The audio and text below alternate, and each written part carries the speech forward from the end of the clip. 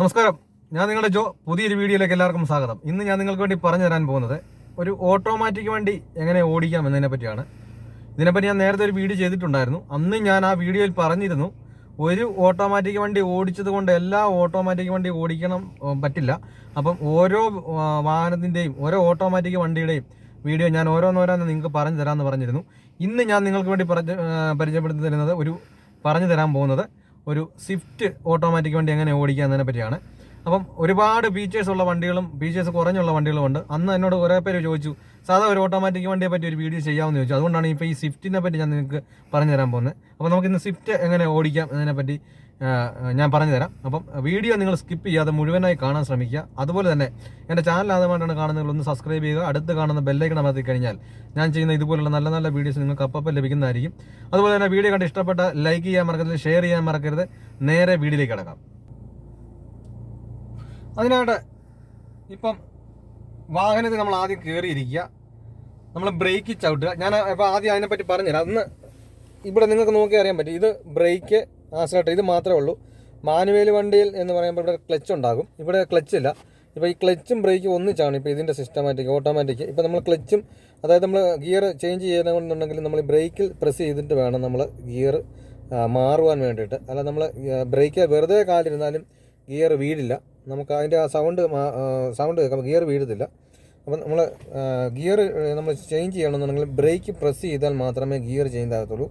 അതുപോലെ തന്നെ ഈ ഒരു വാഹനം നമുക്ക് ന്യൂട്രലായാലേ സ്റ്റാർട്ടിങ് ചെയ്യാൻ പറ്റത്തുള്ളൂ. കാരണം ഏതെങ്കിലും ഒരു ഗിയറിൽ കിടക്കുകയാണെന്നുണ്ടെങ്കിൽ നമുക്ക് വണ്ടി സ്റ്റാർട്ട് ചെയ്യുന്നുണ്ട് എന്ത് ചെയ്യുന്നു, സ്റ്റാർട്ട് ആകത്തില്ല. ന്യൂട്രലാക്കിയിട്ട് വേണം സ്റ്റാർട്ട് ചെയ്യാൻ.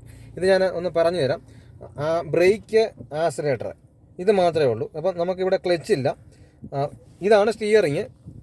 ഇത് നമുക്ക് സാധാരണ വണ്ടി മാനുവൽ വണ്ടിക്ക് ഇത് ഗിയർ ലിവർ എന്ന് പറയും.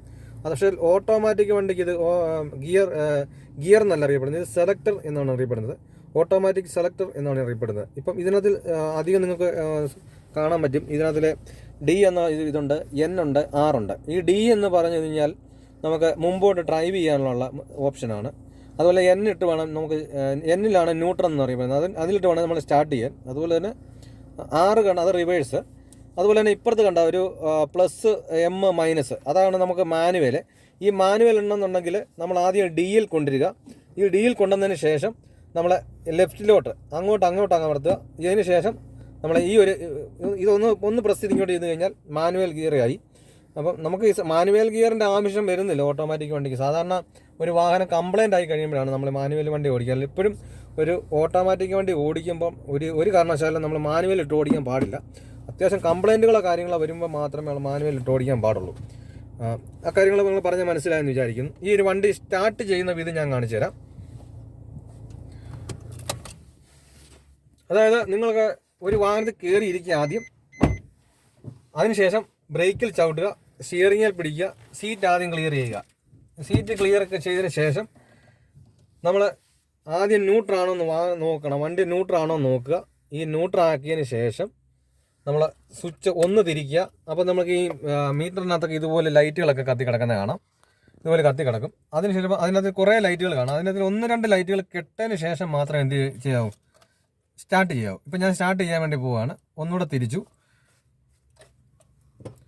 അപ്പം എന്ത് സംഭവിച്ചു, സ്റ്റാർട്ടായില്ല. കാരണം എന്താ, നമ്മുടെ ഗിയർ എവിടെ കിടക്കുന്നത്, ഡിയിലാണ് കിടക്കുന്നത് അല്ലേ. അപ്പം നമുക്ക് എന്ത് ചെയ്യണം, സ്റ്റാർട്ടാക്കണമെങ്കിൽ ഈ സാധനം ബ്രേക്കിൽ ചവിട്ടിക്കൊണ്ട് തന്നെ ന്യൂട്രാക്കുക. ഈ ന്യൂട്രാക്കിയതിന് ശേഷം ബ്രേക്കിൽ ഒന്നുകൂടെ പ്രസ് ചെയ്ത് സ്റ്റാർട്ട് ചെയ്യുക. ഇപ്പോൾ വാഹനം സ്റ്റാർട്ടായി. ഇത്രയേ ഉള്ളൂ വണ്ടി സ്റ്റാർട്ടാക്കുന്ന വിധം. അതിനുശേഷം നമ്മൾ വണ്ടി എടുക്കുന്നതിന് മുമ്പ് തന്നെ നമ്മൾ എന്ത് ചെയ്യണം, നമ്മൾ ആ ഇരിക്കുന്ന ഇരിപ്പിൽ തന്നെ എന്ത് ചെയ്യണം, നമ്മുടെ 2 മിററുകൾ നമുക്ക് കറക്റ്റായിട്ട് വെക്കുക. ഇത് കണ്ട മിററുകൾ നമ്മൾ സെറ്റ് ചെയ്യുന്ന സമയത്ത് എന്താ ചെയ്യേണ്ടത്, നമ്മളെ കാൽഭാഗം, അതായത് മിററിൻ്റെ കാൽഭാഗം നമ്മൾക്ക് ബോഡി കാണുക, അതിൻ്റെ ബാക്കി 1/4 ഭാഗം വ്യൂ കാണത്തക്ക പോലെ വേണം നമ്മൾ അഡ്ജസ്റ്റ് ചെയ്യുക. ഞാനിപ്പോൾ അത് കാണിച്ചു തരാം. അതെന്താണ്, ഇത് കണ്ട ഇവിടെയാണ് അതിൻ്റെ ബട്ടൺ ഉള്ളത്.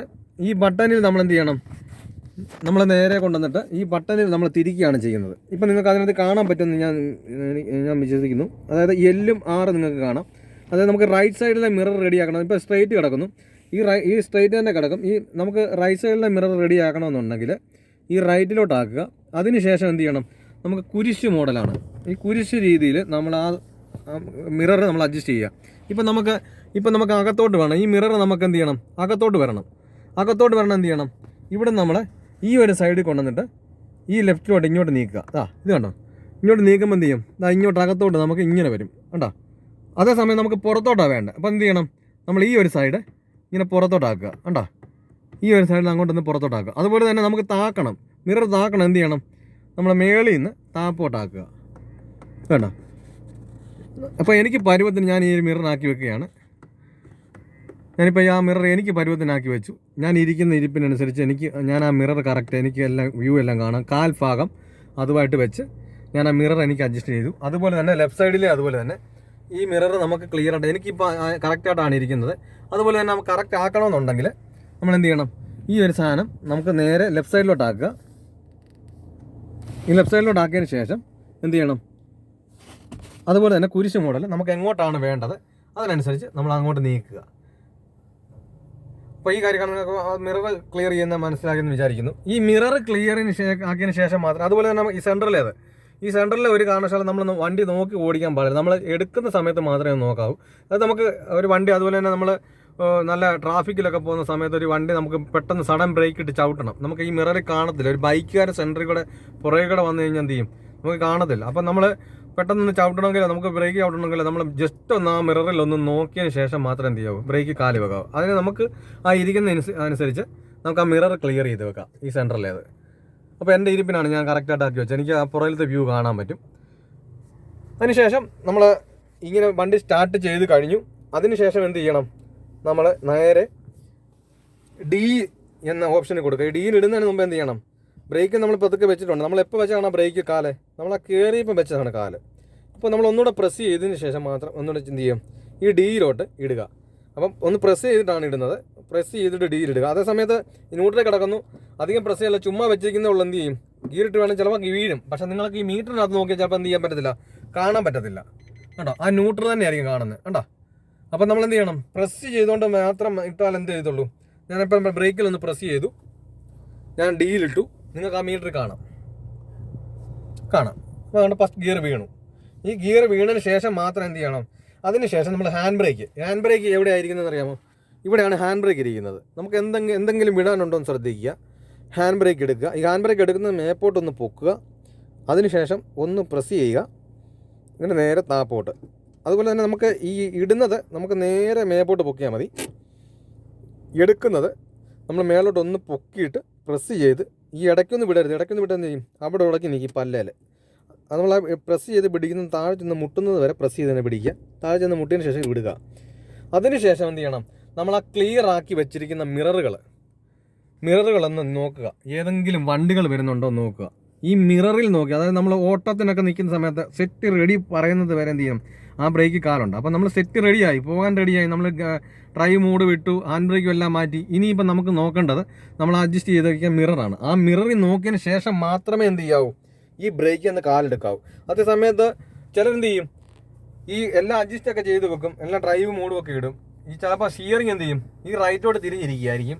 അപ്പോൾ എന്ത് ചെയ്യും, മിററിൽ നോക്കാൻ എന്ത് ചെയ്യും, പെട്ടെന്ന് ഡ്രൈവ് മോഡ് ഇട്ടു ഹാൻഡ് ബ്രേക്കും ഒക്കെ മാറ്റിയിട്ട് പെട്ടെന്ന് ബ്രേക്കിൽ നിന്ന് കാലെടുക്കും. ഈ ബ്രേക്കിൽ നിന്ന് കാലെടുക്കുന്ന സമയത്ത് എന്ത് സംഭവിക്കും, ഈ റൈറ്റോട്ട് തിരിയാണ്. അപ്പോൾ നമ്മൾ ചിലപ്പോൾ നല്ല ടൗണിലായിരിക്കും. അപ്പോൾ നമ്മളൊരു വണ്ടി ചേർന്ന് കിടക്കുമ്പോൾ ആ ചേർന്ന് കിടക്കുന്ന വണ്ടിയെ ചേർന്ന് ഒരു വാഹനം വരത്തുള്ളൂ. അപ്പം നമ്മൾ അങ്ങോട്ട് എടുക്കുന്ന നമ്മുടെ സ്റ്റിയറിംഗ് ചിലപ്പോൾ റൈറ്റോട്ടാക്കും. അപ്പോൾ ചേർന്ന് വരുന്ന വണ്ടി എന്ത് ചെയ്യും, അത് ചെന്ന് മുട്ടാനുള്ള ചാൻസ് ഉണ്ട്. അപ്പോൾ ഒരു കാരണവശാലും നിങ്ങൾ വണ്ടിയുടെ മിററിൽ നോക്കാതെ ഒരു വണ്ടി നിങ്ങൾ എടുക്കരുത്.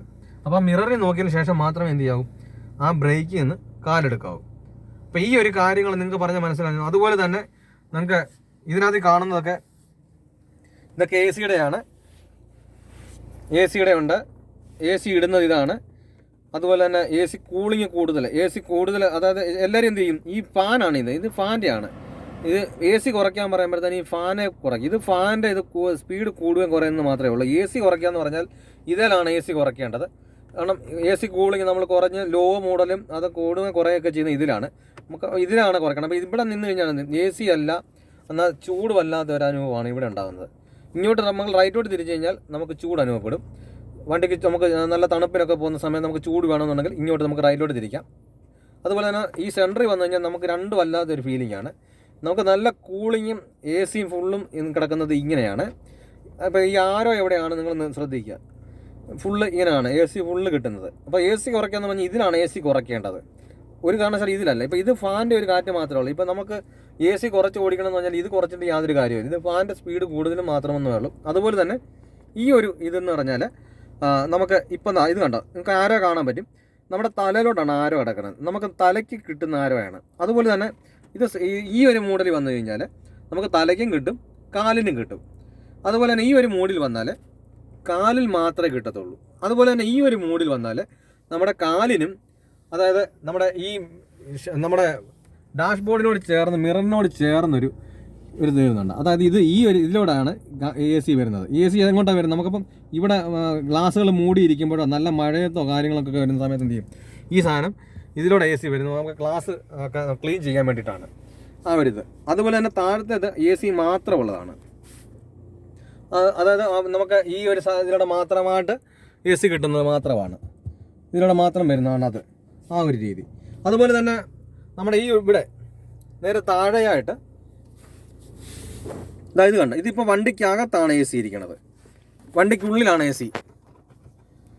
ഇത് കണ്ട, ഇത് ഉള്ളിൽ എ സി കിടന്ന് കറങ്ങുന്നതാണ്. ഇത് ഇങ്ങനെ നമ്മൾ പുറത്തുനിന്ന് വലിച്ചെടുക്കുന്നതാണ് ഈ ഒരു രീതി. ഒരിക്കലും ഇത് ഇങ്ങനെ ചെയ്തിട്ട് ഓടിക്കാൻ പാടില്ല അധികം, കാരണം നമുക്ക് അത്യാവശ്യം മാത്രം ഇത് ചെയ്യാം. കാരണം പുതിയ വണ്ടിയൊക്കെ ആകുമ്പോൾ നമ്മൾ ഗ്ലാസ് തുറന്ന് വെച്ച് ഓടാതിരിക്കുക കഴിയുമെന്ന് ശ്രമിക്കുന്നത്. അപ്പോൾ നമ്മൾ എന്ത് ചെയ്യണം, നല്ല റോഡുകളിലൊക്കെ ആണെങ്കിൽ ജസ്റ്റ് ഇതൊന്ന് ഇടയ്ക്ക് ഒരു 2 മിനിറ്റ് ഒന്ന് വലിച്ചിടുക.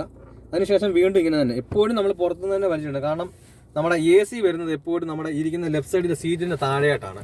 അപ്പോൾ നമ്മൾ എന്ത് ചെയ്യും, ആ പൊടിപടലങ്ങൾ മുഴുവനും വലിച്ചെടുക്കും. നമ്മുടെ ആ എയർ വലിച്ചെടുക്കുകയാണ്. കാരണം നമ്മൾ എ സി റൂമുകളിലൊക്കെ നമ്മൾ എപ്പോഴും ക്ലീൻ ചെയ്തിരുന്നത് എന്താ, കാരണം ആ പൊടി വലിച്ചെടുത്ത് എന്ത് ചെയ്യും, എ സിയുടെ സൗണ്ട് കൂടും. കാരണം ഫാനിനകത്ത് സൗണ്ട് കയറി കഴിഞ്ഞാൽ എന്ത് ചെയ്യും, എ സി കറക്റ്റായിട്ട് വർക്ക് ആകത്തില്ല. അപ്പം അത് നിങ്ങൾക്ക് പറഞ്ഞ് മനസ്സിലായെന്ന് വിചാരിക്കുന്നു. അപ്പോൾ ഒരു കാരണവശാലും അതിലിട്ടുകൊണ്ട് ഓടിക്കരുത്. എപ്പോഴും നമുക്ക് അത്യാവശ്യം മാത്രം അത് ഉപയോഗിക്കാം. അതിന് എപ്പോഴും നമ്മൾ ഇത് ഈ ഒരു മോഡിൽ ഇട്ടുകൊണ്ട് മാത്രം നിങ്ങൾ പ്രത്യേകം ശ്രദ്ധിക്കണം. ഈ ഒരു മോഡിൽ എപ്പോഴും ഇട്ട് ഓടിക്കാവും. അത്യാവശ്യം മാത്രം നമുക്ക് അകത്തൊരു എയർ പ്രഷർ വേണമെന്നുണ്ടെങ്കിൽ നല്ല റോഡുകളൊക്കെ ആണെങ്കിൽ ഒരു 2 മിനിറ്റ് 1 മിനിറ്റൊക്കെ നമുക്ക് ഇങ്ങനെ ആക്കിയതിന് ശേഷം പുറത്തുനിന്നുള്ള എയർ വലിച്ച് കയറ്റിയിട്ട് നമുക്ക് അകത്താം. ഈ ഒരു ലെവലിലേക്ക് ഇട്ടുക. അപ്പോൾ ഈ ഒരു കാര്യം പറഞ്ഞാൽ മനസ്സിലായി. ഇപ്പോൾ അതുപോലെ തന്നെ ഇതാണ് എ സിയുടെ ഓഫ്. അപ്പോൾ നിങ്ങൾ എ സിയുടെ ഓഫ് എന്ന് പറഞ്ഞാൽ ഇത് എപ്പോഴും ഓഫ് ചെയ്ത് ഇങ്ങനെ ഓടിക്കണമെന്നില്ല. ഈ ഒരു ഫാന് ഇങ്ങനെ ഇതൊന്ന് ഓഫ് ചെയ്തിട്ടാലും അങ്ങനെ ഓഫ് ആയിക്കോളും. ഓൺ ആക്കണമെന്നുണ്ടെങ്കിൽ അഡ്ജസ്റ്റ് ഇങ്ങനെ ഓൺ ആയിക്കോളും. അപ്പോൾ ഇത് മാത്രം ഇങ്ങനെ ചെയ്താലും മതി. അപ്പം അഥവാ എ സി വേണ്ട എന്നുണ്ടെങ്കിൽ ഓഫ് ചെയ്യാം, അത്രയേ ഉള്ളൂ. അതേപോലെ തന്നെ സ്റ്റിയറിങ്ങിലുള്ളത് ഓരോ മൂഡുകളാണ്. അതായത് വോളിയത്തിൻ്റെ സെറ്റിങ്ങിൻ്റെ ഒക്കെ മൂഡുകളും കാര്യങ്ങളൊക്കെയാണ്. സ്പീഡ് കൂട്ടുന്നതും അല്ല സൗണ്ട് കൂട്ടുന്നതും കുറയ്ക്കുന്നതാണ്. ഇതൊക്കെ ഇപ്പം നിങ്ങളിപ്പം സാധാരണ ചെയ്യണമെന്നില്ല. നിങ്ങൾ ഓട്ടോമാറ്റിക്കായിട്ട് ഒരു വാഹനം ഓടിക്കുന്ന സാധാരണ നമ്മൾ ഓടിച്ച് തുടങ്ങിക്കഴിഞ്ഞാൽ നമ്മൾ തന്നെ ഓരോന്നുണ്ട്. അതായത് നമ്മൾ ഏതൊരു കാര്യം പഠിക്കണം, കമ്പ്യൂട്ടർ പഠിക്കണം, എന്ത് ചെയ്യും, അവർ നമ്മളോട് ചോദിക്കും ബേസിക് അറിയാമെന്ന് ചോദിക്കും. ബേസിക് പഠിച്ചു കഴിഞ്ഞാൽ നമ്മൾ സ്വാഭാവികമായിട്ട് നമ്മൾ തന്നെ അത് ചെയ്ത് പഠിക്കുകയാണ്. എന്ന് പറഞ്ഞാൽ നമ്മൾ ബേസിക്കായിട്ടുള്ള കാര്യങ്ങൾ, ഒരു വാഹനം എടുക്കേണ്ട കാര്യങ്ങളും ചെയ്യേണ്ട കാര്യങ്ങളും മാത്രം നമ്മൾ പഠിച്ചാൽ നമ്മൾ തന്നെ ഓട്ടോമാറ്റിക്കായിട്ട് ആ വണ്ടി ഉപയോഗിച്ച് നമ്മൾ തന്നെ പഠിക്കുകയാണ് ഓരോന്നോരോന്ന്. അതായത് ഒരാൾ ഒരു ഫുള്ളായിട്ടൊരു കമ്പ്യൂട്ടർ പഠിപ്പിച്ച് നമ്മളെ തരില്ല.